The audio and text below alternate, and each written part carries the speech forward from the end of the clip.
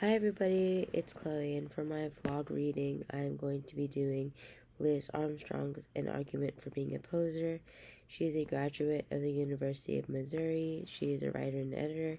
She has held editorial positions at Vice, XO Jane, Ready Made, Hint, The Chicago Reader, and Las Vegas Weekly. As you can see, she has very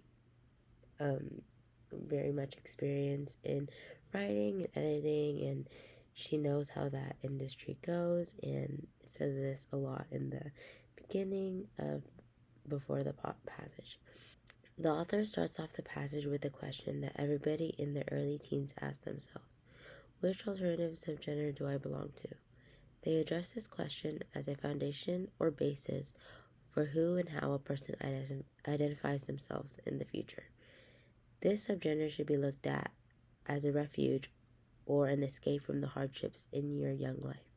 For example, when I was in high school, my refuge or escape was being a fan of K-pop, and I would input all of my time into watching music videos, buying albums, conversating with other friends, going to concerts, spending money and time on them, etc.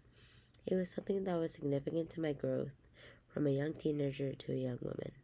And although I'm not a big fan anymore, it is very close in my heart, and it was kind of a foundation on how my teenage years were like. But I wasn't the only K-pop fan in the world. I was just one of the million fans there are on Earth. Leading back to the passage, is it okay to be a poser? Someone who is just following the path of many people before them. The author says it is totally fine to do whatever you want under the subgenre you are interested in.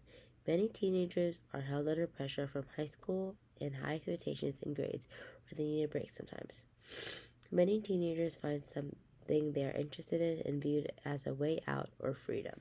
The author incorporated her own experience where she kind of stood out in front of an entire subgenre.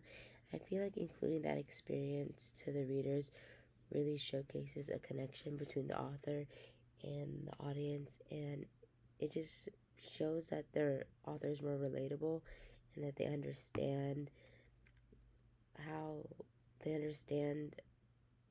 when someone is in a subgenre or not, and like the trendy things that are happening in the subgenre. On page 88, towards the end of the passage, the author says, but thank goodness for dabbling. It's how you develop dimension to your personality and interests.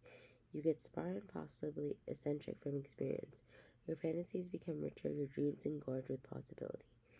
I feel like this is a good way to end the passage, which really shows that going through those type of phases in your life really make you more open-minded, and these type of experiences like really train you for the future and the different types of situations you'll be.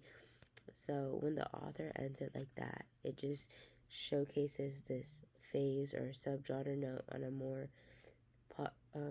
optimistic type of view. And I feel like that is very helpful for the readers and for the young teenagers that are going through those phases right now.